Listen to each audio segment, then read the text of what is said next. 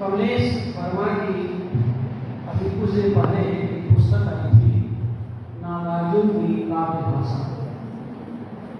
नागार्जुन की काव्य भाषा पर कुछ लिखते हुए मैंने इन्हें तपस्वी आलोचक के रूप में याद किया है और लिखा था कि हमारे समय के ये तपस्वी समालोचक है।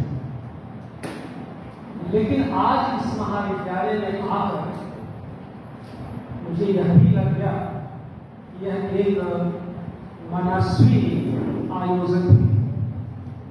इतना सुचिंतित, इतनी मनस्विता से इन्होंने यह आयोजन किया। इस महाविद्यालय में पढ़ने वाले छात्रों से हमें जोड़ा, नई पीढ़ी तक हमें पहुंचाया। और इतना ही नहीं, ये पूरा विधान कुछ ऐसा किया कि इस समय जब हम आपसे रूबरू हैं, बात कर रहे हैं, तो दुनिया में हर कोने पर आपकी आवाज़, आपकी उपस्थिति सुनाई दे रही है और दिखाई पड़ रही है। ये बड़ी बात है। यानी पूरा की पूरा आपका जो कार्यक्रम है ये लगातार लाइव चल रहा है।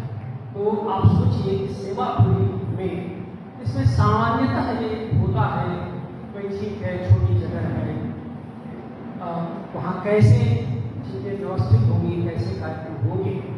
तो कमलेश वर्मा जैसे गुरु से आप छात्राओं को यह सीखना चाहिए कि इस जमाने में जहाँ सोशल मीडिया है, जहाँ टेक्नोलॉजी इतनी एडवांस है, और टेक्नोलॉजी छोड़िए, अब तो AI तक पहुँच गई है कि दूरदर्शन पर न्यूज़ चैनल खोलिए और एक खूबसूरत महिला न्यूज़ भाषते हुए दिखाई देती है। ये लगता है कि अभी तक तो दिखी नहीं, कौन सी आ रही है। पता चलता है कि लिखा छोटे में AI लिखा रहता है और इतना खूबसूरत मॉडल। और अब तो पहले तो आँख और हाथ कुछ नहीं चलता था, अब तो आँखें भी चल रही हैं और हाथ भी चल रहे हैं। लगता है कि बिल्कुल कोई जीवंत तस्वीर है, जीवंत कोई महिला है जो समाचार पढ़ रही है। तो कहने का आशय ये है कि इस टेक्नोलॉजी के ज़माने में अब कोई जगह छोटी नहीं रह गई।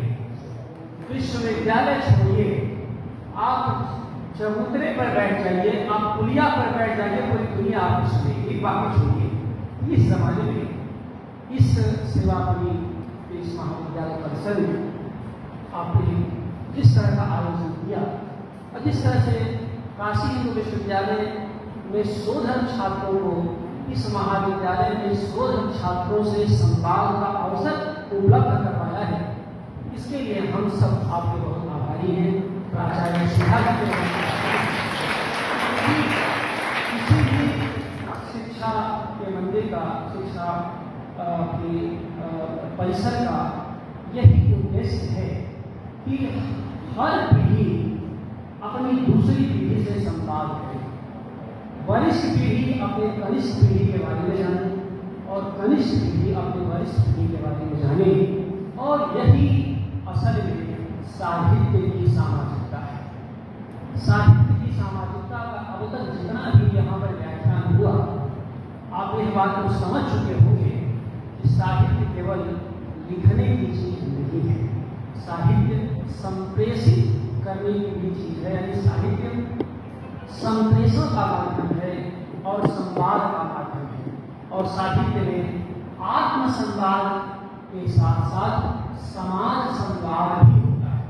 और आपने देखा होगा कि यह पूरा के पूरा 2 घंटे से जो ये संगोष्ठी चल रही है, इसमें जिस तरह का संवाद हुआ, जिस तरह से हम नई पीढ़ी से हमारे शिक्षक साहब, हमारे लेखकों ने अपनी बात रखी, यही है साहित्य की सामाजिकता, जिसका मुख्य विषय ये है। तो ये जो साहित्य की सामाजिकता पर हम लोग बातचीत कर रहे हैं, विन्हा जी ने बिल्कुल सही कहा कि यह बहुत ही विराट और विपुल विषय है। इस पर संक्षेप में भी बोला जा सकता है और घंटों इस पर बोला जा सकता है। उसकी वजह है, ये ऐसे नहीं कि उन्हें कपोल कल्पित है। वजह यह है कि साहित्य की सामाजिकता में पूरा दर्शन, समाज विज्ञान और खुद विज्ञान से मैं संक्षेप में आगे बात करूँगा कि विज्ञान के प्रतिरोध में सामाजिकता उदय होता है और पूरी बहस इस दिशा में चलती है एक दौर में कि साइंटिज्म यानी विज्ञानवाद क्या साहित्य के लिए जरूरी है, क्या विज्ञानवाद से साहित्य का भला हो सकता है। तो उस पर सामाजिकता की बातें आई। अभी तक आपने देखा कि 11 वक्तव्य हमारे बीच में और 2 हमारे विद्वान साथियों के वक्तव्य थे जिनसे आप लाभान्वित थे। 11 सौभाग्यों के जो वक्तव्य थे उसमें आपने देखा कि प्रेमचंद मौजूद थे, रानी राघव मौजूद थे, राही मासूरजा मौजूद थे और यहाँ से लेकर के पूरा गीत संगीत और लोक साहित्य भी मौजूद था। इन सब में एक जो समान बात थी कि साहित्य समाज से गहरे व्यस्त है, यानी समाज को छोड़ करके साहित्य का चिंतन और साहित्य का स्वाभाविक विकास संभव नहीं हो सकता। मुझे ऐसा लगता है कि हर समय का साहित्य उस समय के समाज की बौद्धिक सजगता का परिणाम होता है। हर समाज की जो बौद्धिक सजगता होती है उसका परिणाम हुआ करता है साहित्य, और यह परिणाम हर समाज पीढ़ी दर पीढ़ी ट्रांसफर करता रहता है, आने वाली पीढ़ी को हस्तांतरित करता रहता है। और इसी नाते सामाजिक बदलाव के साथ, सामाजिक परिवर्तन के साथ साहित्य के स्वरूप में भी परिवर्तन होता जाता है। ये जो साहित्य की परिवर्तनशीलता है इसका बुनियादी संबंध सामाजिक स्वभाव के परिवर्तन से है। इसलिए शुरू में ही मैं बता दूं कि साहित्य और समाज का रिश्ता तो तब से है जब से यह समाज मौजूद है और उस समाज में शब्द के आलोक पुंज के रूप में हमारी गतिविधियां यहाँ पर मौजूद हैं। अब एक बात और आप शुरू में मेरे छात्रों के एक कॉन्सेप्ट बता दूं कि जैसे जैसे व्यक्ति होता है, तो एक व्यक्ति होता है, हम सब एक व्यक्ति के रूप में बैठे हुए हैं।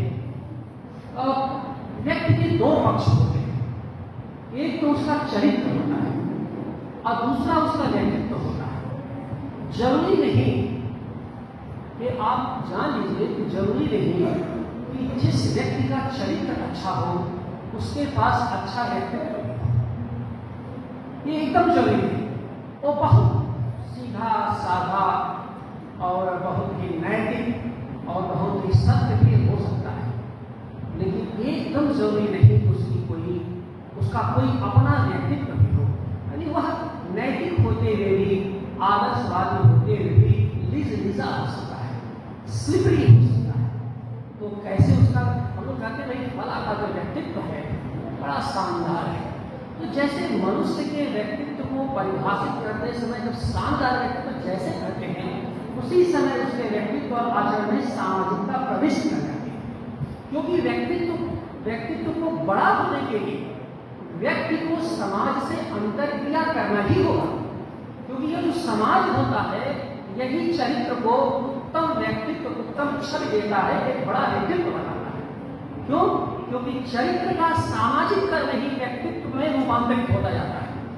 तो जो चरित्र का सामाजिक कर्म है वो व्यक्तित्व में रूपांतरित होता जाता है। वैसे ही साहित्य का भी एक व्यक्तित्व होता है, उसका चरित्र आंतरिक हो सकता है, वो कलावादी है, दर्शनवादी या अनुष्ठानवादी या व्यंजनवादी जो वादी कहेंगे, लेकिन उसको जो व्यक्तित्व मिलता है तो व्यक्तित्व तो मिलता है समाज से जुड़ने में ही, उसकी सामाजिकता में ही हर साहित्य को व्यक्तित्व मिलता है और टिकाऊपन मिलता है। क्यों?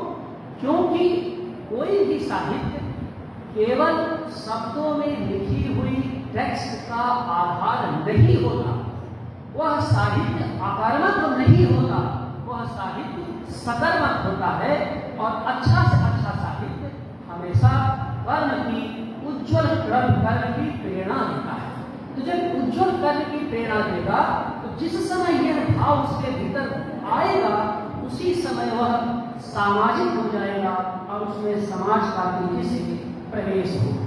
तो इस रूप में अगर आप देखिए तो साहित्य का इतिहास उसके सामाजिक होने का इतिहास है। और जैसे जैसे सामाजिकता इस समाज में जैसे जैसे विशेषताएं उसकी विस्तृत होती गई, यानी विशेषताएं भी समताएं विकसित होती गई तो विषमताएं विकसित हो गई, और साहित्य ने उन विषम सामाजिक स्थितियों में भी अपने को रचना बना करके समाज की मुक्ति की, समाज में रहने वाले नागरिकों की मुक्ति की न केवल अवधारणा विकसित की, बल्कि उसने समाज में आलोक स्तंभ का भी कार्य किया। उसने समाज के पथ को आलोकित किया। ये जो साहित्य और समाज का जो रिश्ता है वह इस रूप में बहुत ही मूल्यवान है। अब चूंकि यहाँ एमए के विद्यार्थी हैं, इससे बात को पहुँचाने में बहुत दिक्कत नहीं होनी चाहिए कि बच्चे भी एमए में नहीं, और यह केवल एक दो संकेत करूँगा मैं और कोशिश करूँगा कि आप तक ये बात पहुँच जाए। जिस शास्त्र को हम लोग पढ़ेंगे, जो हमारी परंपरा है, जो हमारी आलोचना की पृष्ठभूमि है, संस्कृत साहित्य, संस्कृत का काव्य शास्त्र या संस्कृत साहित्य का प्रश्न जो बेस, उसमें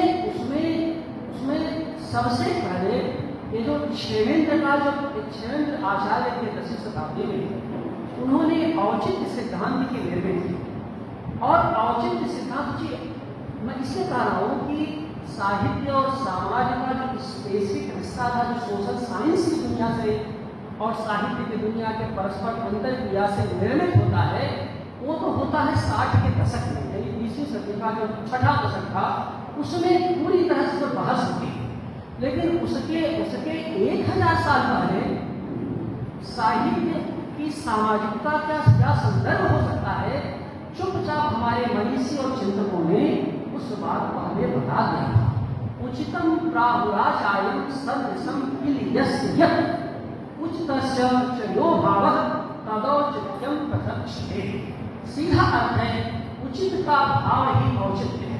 यह औचित्य कुछ और नहीं है, सामाजिकता ही है, क्योंकि हर समय का साहित्य अपने युगानुरूप औचित्य की विवेचना करता है और उस समाज की सामाजिकता को से अनुप्राणित होता है या फिर उसके लिए प्रेरक तत्व के रूप में कार्य करता है। तो इसी नाते देखिए कि हमारे देश में भी, हमारे शास्त्र में भी, हमारी परंपरा में भी शब्दों को आलोक स्तंभ कहा गया है। अब जैसे कहते हैं कि एक हमारे विद्वानों में बहुत पहले बातें कही गई हैं कि ईद मंधर तमह कृष्णम जायेत भुवनत्रयम् यदि शब्दाभयं ज्योतिं संसार न दिव्यते। कभी जो संसार में जो सब कुछ हम लोग बैठे हुए हैं, ये शब्द रूपी ज्योति से ही प्रकाशित है। अगर शब्द न होते तो यह समाज अंधकार के महासागर में कब के लीन हो गया होता। इसका क्या मतलब है कि शब्द की निष्ठा, शब्द की सत्ता ही उसकी सामाजिक होने में, सूर्य को सूर्य, चंद्रमा को चंद्रमा और मुझे मुझ का नाम देने वाला शब्द है। और यही शब्द है, जब एक शब्द दूसरे से संवाद करता है तो शब्दों और शब्दों के बीच के संवाद का जो स्तर होता है वो बुनियादी तौर पर सामाजिक होता है और सांस्कृतिक होता है। जैसे ही शब्द आप उच्चारित करेंगे, उच्चारण करेंगे, वो सामाजिक हो जाएगा, वो सामाजिक संपत्ति हो जाएगी। और इस पर भी छठे दशक में साहित्य की सामाजिकता को लेकर के, साहित्य और समाज को लेकर के बड़ी बहस थी। और वो एक शास्त्रीय बहस है, जिसके डिटेल में मैं नहीं जाऊँगा, लेकिन इतना जरूर है कि यह जो हम लोग बार बार जो शब्द और उसकी ज्योति की बातें कर रहे हैं, तो शब्द बुनियादी तौर पर चूंकि सामाजिक हैं, इस नाते साहित्य और समाज का रिश्ता तो है ही। अब इसमें क्या होता है कि साहित्य में दो तरह की बहसें हुई हैं। पहले नहीं होती थी, लेकिन आधुनिकता के साथ जब ज्ञान विज्ञान हमारा बहुत परिपक्व हुआ, तो देखिए साहित्य और समाज के बीच रिश्ते हैं। साहित्य की सामाजिकता अनिवार्य है, यह कोई बहस का मुद्दा नहीं रहा, क्योंकि यह तो मानते ही लोग हैं कि होगा या बगैर समाज के साहित्य का रिश्ता परिपक्व हो ही, अच्छा साहित्य लिखा ही नहीं सकता। बहस किस बात पर होती है कि उसका स्तर क्या है, और सारी बहस इसी मुद्दे पर 20वीं सदी में चलाई गई कि आखिरकार साहित्य को स्वायत्त माना जाए या साहित्य को सामाजिक माना जाए। यहाँ से बहस होती है कि साहित्य कलात्मक है, यानी कलात्मक स्वायत्तता के दायरे में समझा जाए, या वह एक तरह का कलात्मक सामाजिकता के दायरे में समझा जाए जिसमें कि सामाजिकता का अंश ज्यादा है। अब इस पर आप देखें जब इस तरह की बातें हुई तो यहीं पर आप देखेंगे कि दो धाराएं आधुनिकता के साल 1950 के बाद दो धाराएं हुई। ये जो धाराएं छठे दशक में 60 के आसपास जब बहस होनी शुरू हुई, और जिसमें कि पश्चिम में ल्यूसियन गोल्डमान और एडमंड विलियम्स, वो दो बड़े विद्वानों ने इस पर जबरदस्त बहस की, इसकी थ्योरी किया, लेकिन हिंदी में इसका जो सबसे बड़ा श्रेय लाने का रहा वो आलोचक महेंद्र पांडे, जो कमलेश वर्मा के गुरु और नामों से, और इन लोगों ने न केवल इस पर बहस कराई साहित्य की सामाजिकता या साहित्य के समाजशास्त्र पर, बल्कि जेएनयू के पाठ्यक्रम में भी रखा, और वहां से हिंदी में इसका नए तरीके से प्रचार प्रसार हुआ और लोगों ने इस पर बहस करना शुरू की। तो जिस विषय पर विद्याचंद्र जी अपनी बातें कर रहे थे, महेंद्र पांडे की किताब का नाम है आलोचना की सामाजिकता। वो बड़ी मोटी किताब है और उस पर मुझे अलग से चर्चा नहीं है, बस केवल उस पवित्र आत्मा को, उस महान आलोचक को मैं इस मंच से और जहाँ कमलेश वर्मा पदस्थ हैं यहाँ से उनको प्रणाम करता हूँ, बहुत बड़ा काम होता रहा है। लेकिन जिस आलोचना की सामाजिकता की वो बात करते हैं, हम लोग जो साहित्य की सामाजिकता बात कर रहे हैं, उसमें दो बिंदु प्रमुख हैं, और वो दो बिंदु को अगर हमारे छात्र और छात्राएं समझ लें तो बाकी को डेवलपमेंट विकास अपना कर लेंगे। एक तो कहते हैं कि आलोचना के सामाजिकता में बुनियादी बात यह होनी चाहिए कि आलोचनात्मक विवेक है, वो आलोचना जो आप आलोचना लिख रहे हैं वो अपने पाठकों में कितना बड़ा आलोचनात्मक विवेक पैदा कर रहे हैं, यानी चयन का कितना विवेक पैदा कर रहे हैं, और दूसरा है कैसा इतिहास बोध निर्मित कर रही है। तो ये जो विवेक और इतिहास बोध यानी तार्किकता और इतिहास बोध दो जब आपके भीतर विकसित हो जाएगा तो टेक्स्ट को आप अपनी निवारणूप उसका पाठ करेंगे, और पाठ करने में ऐसी भी स्थिति आएगी कि परंपरा में जो अलक्षित रह गया लेखक वह लक्षित हो जाए, और जो लक्षित रहा वो अलक्षित हो जाए। और यही हुआ तुलसीदास, कबीर, जायसी वगैरह के साथ जो साहित्य की बातें रही। तो कहने का आशय ये है कि साहित्य की सामाजिकता में जो दो बुनियादी तत्व आए वो इस रूप में आए हमारे पास, और इसको भी हिंदी के एक बड़े आलोचक हैं विजय देव नारायण साही, उन्होंने उनकी किताब है छठवां दशक।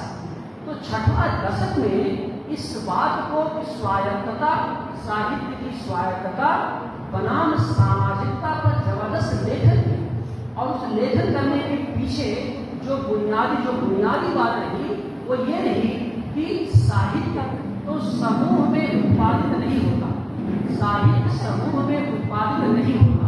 तो साहित्य का जो उत्पादन होता है वो व्यक्तिगत होता है, व्यक्ति संदर्भों में होता है, लेकिन उसका जो उपभोग होता है वह सामाजिक होता है। इस बात को बहुत बारीकी से विजय देव साही ने बहस में ला दिया, और उस बहस में ला करके इस बात को बताया कि साहित्य की सामाजिकता का जो उपभोग पक्ष है, जो सामाजिक पक्ष है, वो चाहे जितना सामाजिक हो और जितना समूहगत हो, लेकिन उसमें लेखक की स्वाभाविकता और लेखक की जो आवाज होती है वो बुनियादी तौर पर शामिल होती है। तो ये जो बहस के मुद्दे रहते हैं कि लेखक की आवाज, कहा कि सामाजिकता के भाव के बावजूद लेखक का जो अपना अंतर्मन है, क्योंकि लेखक चूंकि उसका उत्पादक है, और लेखक जब उत्पादक होता है तो वह सब कुछ अकेले में करता, समूह में नहीं करता है, लेकिन उपभोग समाज करता है।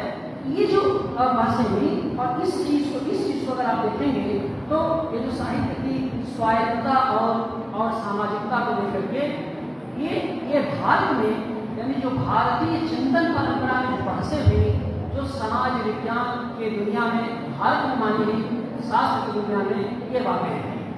इस पर जो है पश्चिम में बहुत व्यवस्थित बहस हुई और मैं कहा उसकी लंबी डिबेट है, लेकिन उसमें एक दूसरे गोल्डमैन थे, उन्होंने एक बड़ी स्थापना दी कि साहित्य प्रकृत्या सामाजिक होता है और जब साहित्य प्रकृत्या सामाजिक होता है तो उससे यह बात निकली कि साहित्य की सामाजिकता पर हमको और भी सुव्यवस्थित तरीके से विचार करना चाहिए।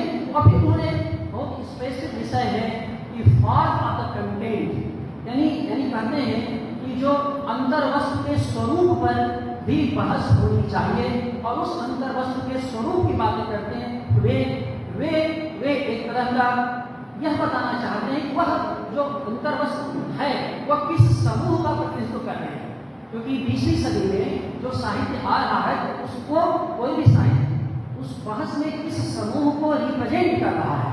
और उसके बाद वो उस पर बहुत सारी बहस होती है और उनका हिडन गार्ड जो किताब आई थी 1956 में, उस पर बहुत सारी बहस हुई। उस बहस के ऊपर जाने का यहाँ पर मेरे पास समय नहीं है और एक अवसर भी नहीं है, लेकिन मैं आपको विदेशी रचनाकारों में जो बहसें हुई, जो एकेडमिक डिबेट्स हैं, उन पर एकदम है आपको केवल दो रचनाकार, उसमें मुख्यतः एक रचनाकार वो प्रेमचंद, क्योंकि प्रेमचंद तो आप सबने पढ़ा है और प्रेमचंद से साहित्य की सामाजिकता को समझने में, समझाने में सबसे अधिक सुविधा होती है, क्योंकि प्रेमचंद के कहानी है, उपन्यास हैं, आप सब लोग उससे परिचित हैं। तो और दूसरा ये है कि महादेवी वर्मा भी पाठ्यक्रम में आप लोग पढ़ते होंगे, हमारी बच्चियाँ पढ़ती हैं और आपके शिक्षक पढ़ाते ही।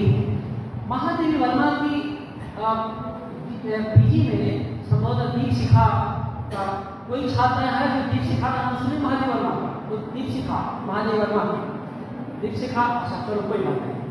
और वो महादेवी वर्मा बहुत छायावादी श्रेष्ठ कवित्री रही है। महादेवी वर्मा के 3 छात्रों ने नाम सुना है, अच्छा चलो ठीक, बहुत सारे छात्रों ने नाम सुना है। उनका एक संग्रह है, ये संग्रह है दीप शिखा। उसका पहला ही वाक्य है कि सत्य साहित्य का लक्ष्य है और सौंदर्य उसका साधन। अब इसमें देखो समाज के साहित्य से कैसे रिश्ता जोड़ती है कि सत्य साहित्य का लक्ष्य है, यानी साहित्य का जो लक्ष्य है वो सत्य की प्राप्ति है और सौंदर्य जितने हैं, जो कलात्मक साधन है, वो पहुंचने के उसके मार्ग है, सौंदर्य उसका साधन है। इस सत्य के लक्ष्य की बात नहीं कर रही है। वह सत्य क्या केवल आत्मसत्य है या सामाजिक सत्य है? दोनों है, क्योंकि महादेवी वर्मा का पूरा लेखन स्त्री स्वाधीनता को लेकर के लिखा गया लेखन है। उनकी श्रृंखला की कड़ियाँ से लेके उनके जो गीत हैं, उन्होंने स्त्री की जो आंतरिक पीड़ा थी उसको सामाजिक रूप से प्रस्तुत किया है। तो वह जो सामाजिकता उनके गीतों में मौजूद है, यानी पीड़ा उन्होंने अपनी भाषा में व्यक्त की है, लेकिन प्रतिध्वनि पूरे समाज की स्त्रियों की है। यही काम उसी छायावाद के समय में थोड़ा पहले प्रेमचंद कर रहे थे अपनी रचनाओं के माध्यम से। उनका एक निबंध है साहित्य का उद्देश्य, बहुत ही पॉपुलर, बहुत ही शानदार निबंध उनका है साहित्य का उद्देश्य। और साहित्य के उद्देश्य में वो प्रेमचंद ने बड़ी बारीकी से कुछ स्थापनाएं दी। मैं एक दो स्थापनाओं का जिक्र करना चाहता हूँ ताकि यहाँ के बच्चे उससे परिचित। उन्हें एक वाक्य लिखा है कि साहित्य जीवन की आलोचना है, और अब सोचिए ये लिखते हैं कि साहित्य जीवन की आलोचना है और उसके आगे जो प्रतिफल है यह जीवन सामाजिक है। तो एक तरह से ये कहो कि साहित्य सामाजिक जीवन की आलोचना है। तो साहित्य और समाज को इस रूप में अगर आप देखिए तो साहित्य जो सामाजिक जीवन की आलोचना है, साहित्य ऐसा प्रेमचंद क्यों लिख रहे हैं? साहित्य का उद्देश्य उन्होंने 1936 में प्रगतिशील लेखक संघ का जो अध्यक्षीय उद्बोधन किया था लखनऊ में जो हुआ था, जिसकी सदारत किया था, वो बहुत ही पढ़ने लायक ग्रंथ है और साहित्य के हर विद्यार्थी को उसे पढ़ना चाहिए। जो ऑनलाइन उपलब्ध है, कहीं भी आप गूगल करिए साहित्य का उद्देश्य, कोई भी ऑनलाइन साइट पर जाइए तो आपको आसानी से मिल जाएगा। उसमें उसके एक एक शब्दों में उन्होंने साहित्य और समाज के रिश्तों को बताया है, जो सामान्यतः इस फ्रेम में, इस गोष्ठी के फ्रेम में आपको नहीं मिलेगा। आपको डिकोड करना पड़ेगा। जैसे वो कहते हैं कि साहित्य का प्रमुख उद्देश्य समाज की न्याय बुद्धि और सौंदर्य बुद्धि को जगाना है। अब समाज की न्याय बुद्धि और सौंदर्य बुद्धि को जगाने का क्या मतलब है? न्याय बुद्धि यानी अपने समाज का जो हास्य है उसकी उपेक्षा नहीं होनी चाहिए। जो तिरस्कृत है उसको परिष्कृत करने की कोशिश करनी चाहिए, उसको सेंट्रल, उसको केंद्र में लाने की कोशिश करनी चाहिए। तो ये कहते हैं कि एक तरह का न्याय और सौंदर्य बुद्धि का मतलब होता है कि सौंदर्य की कसौटी बदलनी चाहिए, यानी सौंदर्य उन्होंने सन से जोड़ दिया था कि अब जैसे आजकल देखिए सुंदरता कसौटी, जो प्रेमचंद कह रहे थे, अब सुंदरता केवल ऑर्नामेंटल ब्यूटी नहीं है। ऑर्नामेंटल ब्यूटी में सौंदर्य है ही, श्रमजनित सौंदर्य है। यानी आप कितने स्मार्ट हैं, आपका सौंदर्य यहाँ देखा कितना एक्टिव है, कितने कर्मरत है, कितना कुछ आप छू सकते हैं समाज में, समाज में कितना निर्णायक हस्तक्षेप आप कर सकते हैं, यह एक मूल्यवान बात वहां पर दिखाई देती है। अब तो ये इस वजह से आप देखिए कि वो एक बात यह है कि क्यों ऐसा वो कह रहे हैं। वो ये कह रहे थे कि पहले के समाज का जो नियंत्रक होता था, पूर्व के समाजों में 20वीं सदी के पहले का समाज, अब देखिए 20वीं सदी को व्याख्या कर रहे हैं और समाज और साहित्य को आपस में कितना नजदीक ला रहे हैं। वो कहते हैं कि 20वीं सदी के पहले का समाज था वो मजहब के द्वारा अनुशासित था, धर्म के द्वारा अनुशासित था, इसलिए वहां पर साहित्य में बहुत कुछ तो था, लेकिन साहित्य का बहुत खुल के बाहर आ नहीं पा रहा था। कहीं मजहबी एक तरह का आक्रोश के सामने मजहबी दबाव के सम्मुख को झुका हुआ था। लेकिन वो कह रहे हैं कि अब का जो आधुनिक साहित्य आ रहा है यह पूरी की तरह से एक तरह के सौंदर्य, यानी आज का जो समाज है वह धर्म और मजहब के नियंत्रण में नहीं है, बल्कि अब वहां पर साहित्य के लिए स्पेस है कि साहित्य में यानी विचार में जो कुछ लिखा जा रहा है, शब्दों में जो कुछ आ रहा है, उसका सीधा सीधा असर समाज पर पड़ रहा है या नहीं पड़ रहा है। इसके लिए वो एक बात इस्तेमाल करते हैं कि साहित्य की अदालत अब समाज है। और देखिए साहित्य की अदालत अब समाज है, जहां पर एक लेखक न्याय के लिए अपना इस्तगासा पेश करता है। तो अब साहित्य की जो अदालत समाज है, अब इससे बड़ी साहित्य की सामाजिकता पर और कोई बात हो नहीं सकती। तो इस तरह से अगर आप देखें कि साहित्य के लिए समाज अब अदालत है, तो यानी आपके साहित्य का टेस्ट भी वैसे होगा कि उसमें सामाजिक प्रतिध्वनि और समय की पागध्वनि, सामाजिक प्रतिध्वनि और समयगत पागध्वनि उसमें कितनी मौजूद है। अगर इतनी मौजूद है तो साहित्य टिकेगा, अन्यथा तो वह गड़बड़ा जाएगा। यह बात आप आकर के इसी नाते देखिए कि हम अपने समय के समकालीन साहित्य की व्याख्या करते हुए अपनी परंपरा को भी याद करते हैं, और परंपरा को याद करते हुए उसके युग के याद करते हुए यह भी देखते हैं कि उस साहित्य में हमारे 2024 के इन बच्चों के लिए वो साहित्य कितना मुश्किल, कितना कार्य है, इनको कैसे प्रेरणा देगा। क्या कबीर का चिंतन, तुलसीदास का चिंतन, रविदास का चिंतन, जायसी का चिंतन क्या आज हमारे काम का है? क्या भक्त साहित्य हमारे काम का है? चूंकि है, इस कारण से भक्त साहित्य पर लगातार बहस हो रही है। और भक्त साहित्य की लोकानुग्राही परंपरा पर ये समझ लो कि केवल साहित्य के विद्यार्थी या विद्वान बहस नहीं कर रहे हैं। समाज विज्ञान में जिस आधुनिकता की बात आई, पूरा समाज विज्ञान, इतिहास और दर्शन विज्ञान, ये सब के सब भक्ति काव्य पर अब नए सिरे से चिंतन कर रहे हैं और भक्ति काव्य का पूरा नैरेटिव बदलने की कोशिश की जा रही है। उसकी अग्रगामिता को लेकर के, उसके बहुभाषिकता को लेकर के वहाँ बातें हो रही हैं। और यही वजह है, आप देखिए कि हम आज रामायण को अथवा रामचरितमानस को केवल उसके दर्शन के लिए नहीं पढ़ते, बल्कि उसमें जाते हैं सामाजिक सत्य की खोज के लिए। मुक्तिबोध को केवल वेदना के लिए नहीं पढ़ते, बल्कि मुक्तिबोध के समय और मुक्तिबोध का समाज कैसे उनकी कविताओं में व्यक्त हो रहा है, ऐसे घूमे ऐसे निराला प्रसाद की कामायनी वो दर्शन के हवाले करके हम लोग खारिज कर देते हैं। लेकिन प्रसाद की कामायनी पढ़ने का मतलब ये है कि आप देखिए कि उस समय का जो छायावादी समाज है वह उसमें किस तरह से प्रतिध्वनित हो रहा है। अगर है तो साहित्य टिकेगा, अगर नहीं है तो कोई बात नहीं। तो कहने का मतलब ये है कि जो ये इसके जो आपसी जो रिश्तों की बात है, भावों की सौंदर्य की बात है, ये सब सारी चीज़ें यहाँ पर कहीं नहीं है। तो इस पृष्ठभूमि में जो मैं आपको बताना चाहता था वो ये कि ये तो विद्वानों के परस्पर चर्चाओं की बीच की बातें थी कि साहित्य की इसमें सामाजिकता है या नहीं है, या साहित्य और समाज का संबंध है क्या नहीं। लेखकों के लिए और चिंतकों के लिए और समाज के लिए कभी बहस का विषय नहीं रहा।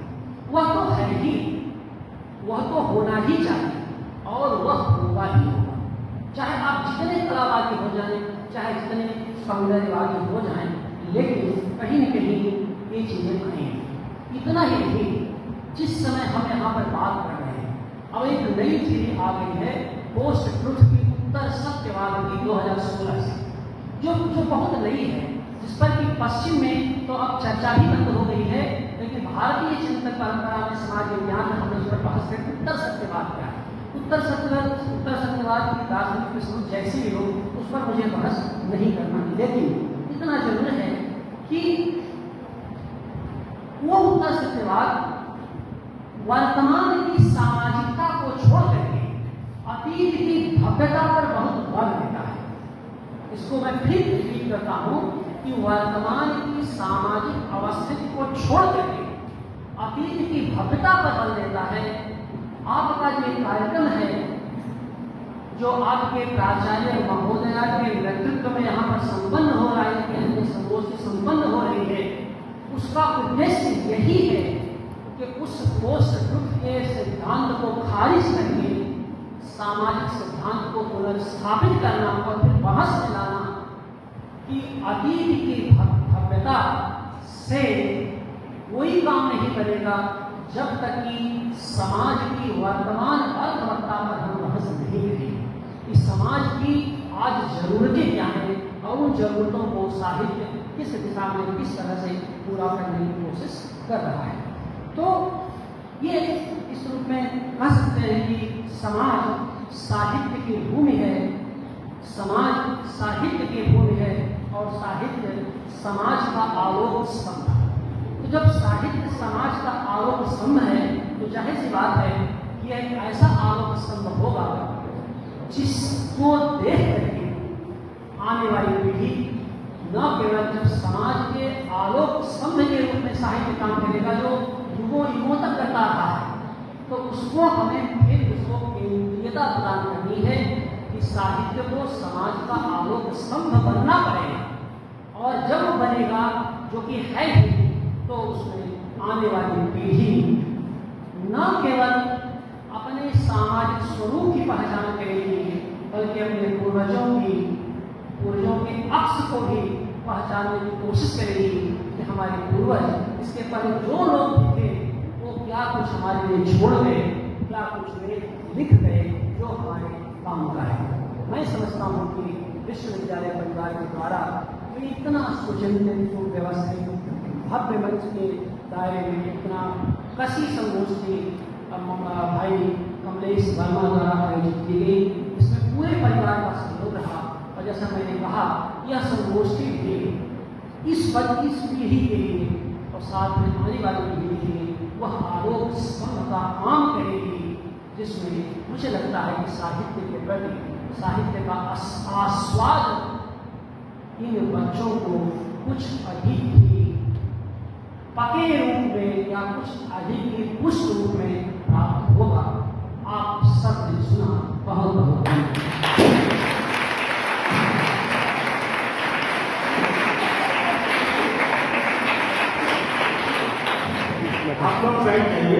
मुझे बैठ